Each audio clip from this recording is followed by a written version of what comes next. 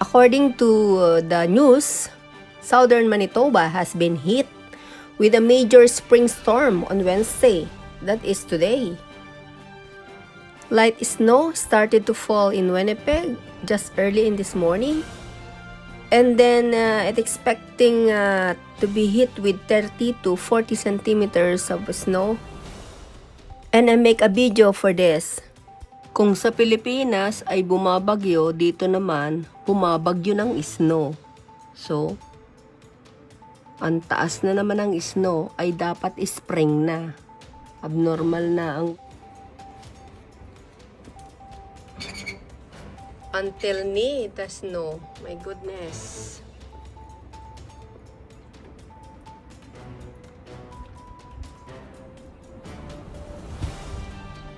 Springtime, but still have a lot of snow. This is happened last 1997. The blizzard will be worse than the biggest snowstorm experienced so far in Winnipeg since fall. It will be similar to the 1997 storm when the city had 48 centimeters snow. On western Manitoba, it will be worse than Winnipeg. The snow in southern Manitoba started this morning, Wednesday, and it will last till Thursday, but I think continue this until Friday or Saturday. So the advisory or advice of expert in this kind of weather is stock up on needed supplies and medication now and don't plan to travel. Lighter snow will continue to fall overnight and throughout Thursday in Winnipeg and in southeastern Manitoba. What Manitobans can do to prepare for the blizzard? With Manitobans bracing for what has the potential to be the worst blizzard in decades.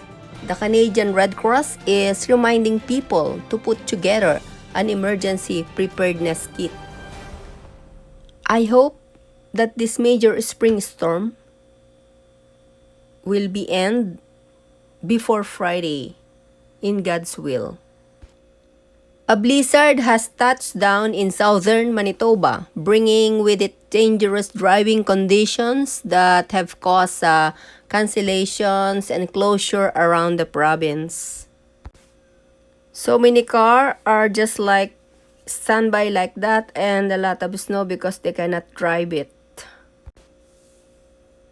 Many school divisions in southern Manitoba are opting to keep schools closed on Thursday as the blizzard enters its second day.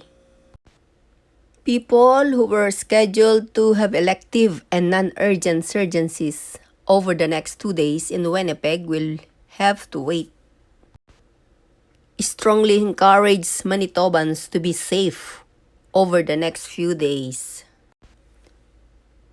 These are some photos that incidents happened in Notre Dame this afternoon. Thank you guys for watching. I hope you like it, what I share with you about the weather here in Canada. Always have faith in God.